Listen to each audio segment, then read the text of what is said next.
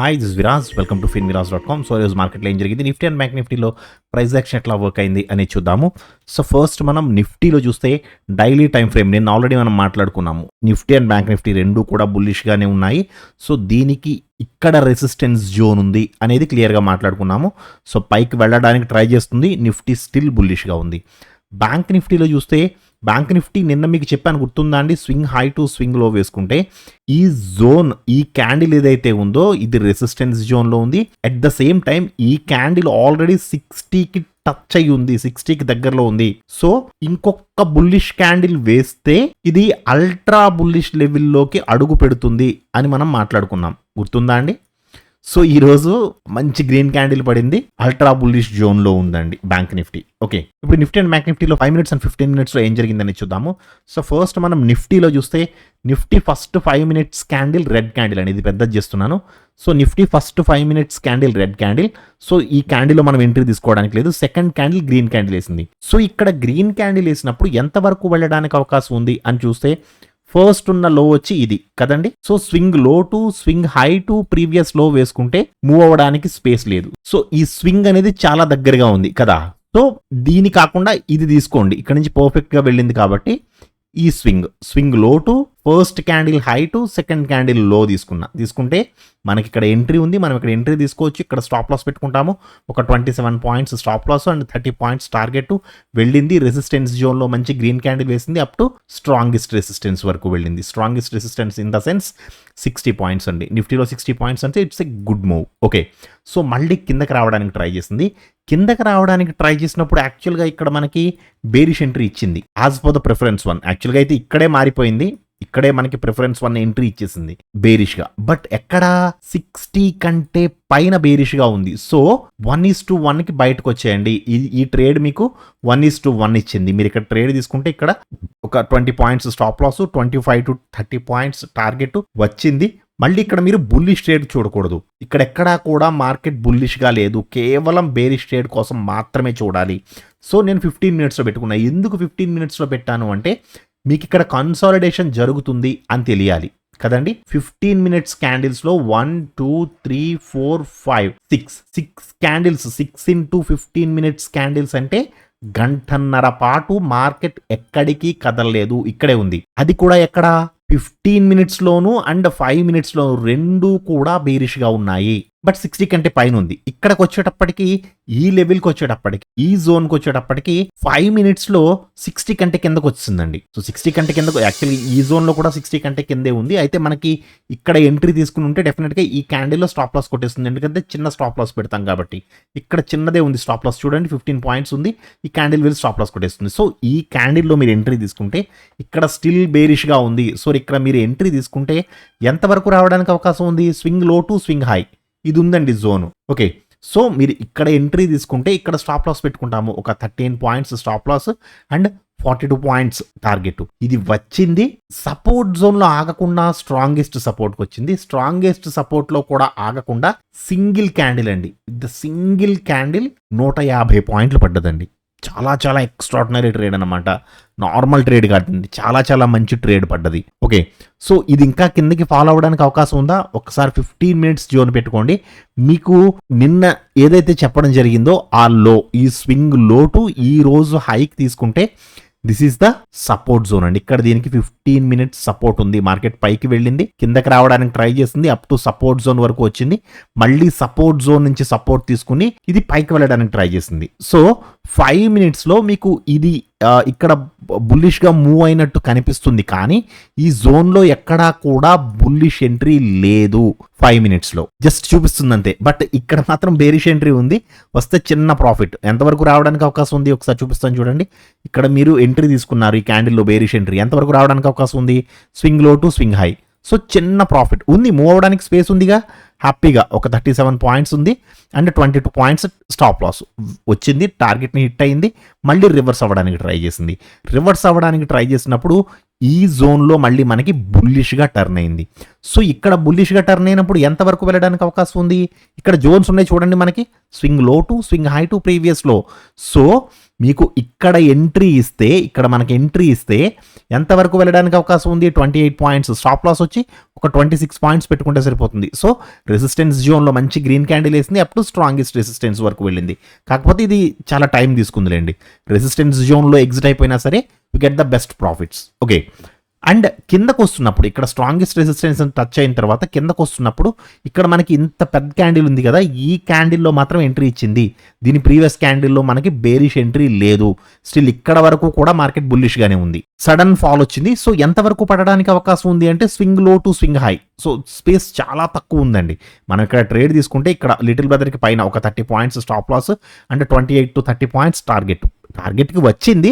But చాలా చిన్న space ఉంది మూవ్ అవ్వడానికి. అదే మనకి ఇక్కడ లిటిల్ బ్రదర్కి దగ్గరలో దొరికింది అనుకోండి, మనకి ఎక్కువ పాయింట్స్ గ్రాబ్ అవుతాయి అనమాట. ఓకే, సో క్లోజింగ్ టైంలో కొంచెం కన్సాలిడేట్ అవ్వడానికి ట్రై చేసింది.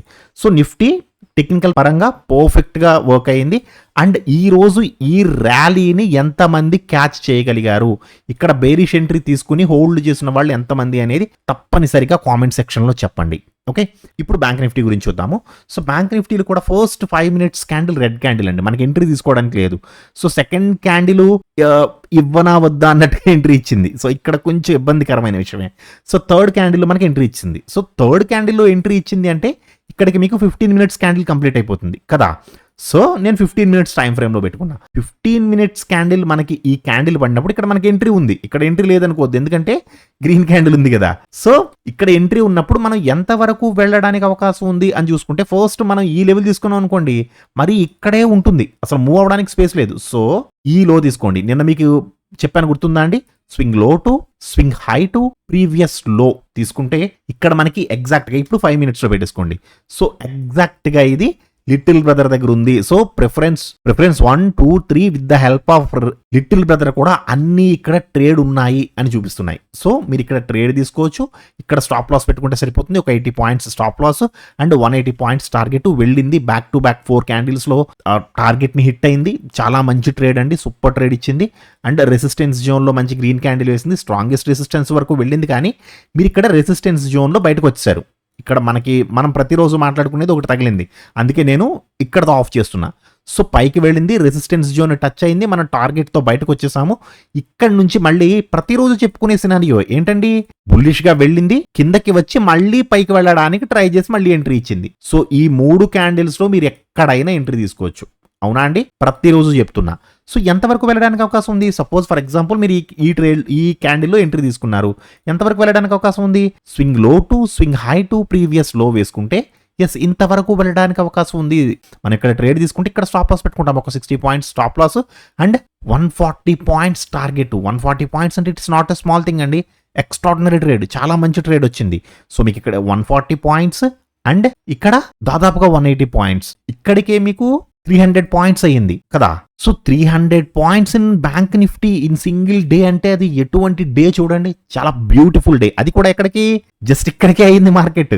ఇక్కడి నుంచి కూడా మళ్ళీ ట్రేడ్స్ ఇచ్చిందండి. ఇవాళ చాలా చాలా సూపర్ అండి. టెక్నికల్ పరంగా ఈ రోజు నిజంగా చెప్తున్నా చిత్తకొట్టేసింది, ఎరగదీసిందండి బ్యాంక్ నిఫ్టీ రెండు కూడా. మళ్ళీ మనకి ఈ జోన్లో స్లైట్గా బేరిష్గా టర్న్ అయింది. ఈ క్యాండిల్ మనకి స్టిల్ బేరిష్గానే ఉంది, బేరిష్గా ఉంది ఈ candle as per the preference 1 ప్రకారం. బట్ ఎక్కడ 60 కంటే పైన ఉందండి. సో మీరు ఇక్కడ ట్రేడ్ తీసుకుంటే, ఇక్కడ ఈ క్యాండిల్ ట్రేడ్ తీసుకుంటే swing low to swing high ఇంతవరకు రావాలి, కానీ వస్తుందా? యాక్చువల్గా అయితే రాకూడదు. ఎందుకని? 60 కంటే పైన ఉంది. సో మీరు ఇక్కడ ట్రేడ్ తీసుకుంటే ఇక్కడ ఒక 34 పాయింట్స్ స్టాప్ లాస్ అంటే 34 పాయింట్స్ 1:1కి బయటకు వచ్చామని చెప్తున్నాను నేను, ఎందుకంటే 60 కంటే పైన ఉంది. బట్ ఇటువంటి కొన్ని సిచ్యువేషన్స్లో, అంటే ఇది విపరీతమైన ఫాల్ అండి, ఇంకా దీన్ని ఆపడానికి కూడా ఎక్కడ లేదు. సో ఇటువంటి సిచ్యువేషన్స్లో మాత్రం ఒక్కొక్కసారి ఇటువంటి ఫాల్ కూడా జరుగుతుంది. యాక్చువల్గా అయితే మనం 1:1కి బయటకు వచ్చేయాలి, కానీ ఇది లిటిల్ బ్రదర్ని క్రాస్ చేసింది. At the same time same candle వచ్చి జోన్ కూడా టచ్ చేసింది. So 250 points. సో మార్నింగ్ ఒక 300 పాయింట్స్ వచ్చింది అండ్ ఇదొక 250 పాయింట్స్. ఇక్కడికి ఎంత అండి? 500 పాయింట్లు తీశారు ఇప్పటి వరకు. ఓకే, 500 ఏంటండి, 550 పాయింట్లు. ఓకే, కౌంట్ చేసుకోండి, ఇంకా వస్తాయి. సో ఇది పైకి వెళ్తున్నప్పుడు ఇక్కడెక్కడ అంటే మనకి ఇక్కడ బుల్లిష్గా ఉంది, కానీ ఇక్కడెక్కడా కూడా మనకి ప్రిఫరెన్స్ 1 బుల్లిష్గా లేదండి. 5 minutesలో ప్రిఫరెన్స్ 1 స్టిల్ బేరిష్ గానే ఉంది అప్ టు ఇంతవరకు కూడా. సో ఈ క్యాండిల్లో మాత్రమే మనకి బుల్లిష్నెస్ చూపించింది. సో ఎంతవరకు వెళ్ళడానికి అవకాశం ఉంది అంటే దీనికంటే హై ఇది ఉంది కదా, ఇది కూడా తీసుకోవచ్చు మనం. So swing low to swing high to previous లో వేసుకుంటే మూవ్ అవడానికి స్పేస్ ఉంది యాక్చువల్గా కదా.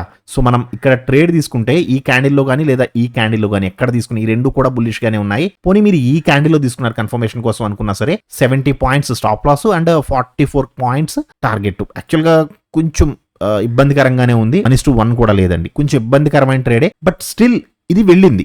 ట్రేడింగ్ పరంగా అయితే ఇబ్బందికరమైన ట్రేడే, కానీ రెసిస్టెన్స్ జోన్ ని క్రాస్ చేసుకుని వెళ్ళింది. అప్ టు స్ట్రాంగెస్ట్ రెసిస్టెన్స్ ని కూడా టచ్ చేసింది. ఇక్కడ నుంచి అప్ టు 140 పాయింట్స్ వెళ్ళింది. ఇది మీరు దీన్ని ఇంకో రకంగా కూడా చూసుకోవచ్చు, అలా హెకినాషి పెట్టుకుని. సో హెకినాషిలో ఇక్కడ ఎక్కడా కూడా మీకు ఒక్క రెడ్ క్యాండిల్ కూడా లేదు. అంటే ఇక్కడ ట్రేడ్ రివర్స్ అవుతుంది అని మనకి ఎక్కడా కూడా క్యాండిల్ ఇంటిమేషన్ లేదు. హ్యాపీగా బ్యాక్ టు బ్యాక్ వేసుకుంటూ వెళ్ళింది. మళ్ళీ ఇక్కడ మాత్రం కొంచెం ఇబ్బంది పెట్టిందండి. నేను బేరిష్గా వస్తున్నాను అని ఒక సైన్ చూపించింది. ఎంతవరకు రావాలి యాక్చువల్గా అయితే swing low to swing high ఇంతవరకు రావాలి. బట్ ఈ ట్రేడ్ తీసుకున్న తర్వాత ఇది రాలేదు. ఇక్కడ మనం స్టాప్ లాస్ పెట్టుకుంటాం కదా, క్యాండిల్ 90 to 100 పాయింట్స్ పెట్టమని చెప్తున్నాను. 90 పాయింట్స్ పెట్టినా సరే ఈ విక్ వెళ్ళి స్టాప్ లాస్ కొట్టడానికి కూడా ఛాన్స్ ఉంటుందండి. కొంచెం పెద్దదే ఉంది విక్. ఓకే, లేదు ఒకవేళ స్టాప్ లాస్ కొట్టలేదన్నా సరే ఇది టార్గెట్కి అయితే రాలేదు. న్యూట్రల్గా కాస్ట్ టు కాస్ట్ చిన్న మైనస్, కాస్ట్ టు కాస్ట్ అలాగే వెళ్ళింది. సో 3 క్యాండిల్స్ వరకు మీరు తీసుకున్న దగ్గర నుంచి 3 క్యాండిల్స్ వరకు ట్రేడ్ మూవ్ అవ్వలేదు అంటే అందులోంచి బయటకు వచ్చేయండి అని చెప్తున్నాను. ఓకే, సో ఇందులోంచి బయటకు వచ్చేస్తారు. ఇప్పుడు రేపటి మార్కెట్లు ఏ విధంగా ఉండడానికి అవకాశం ఉంది అనేది చూద్దాము.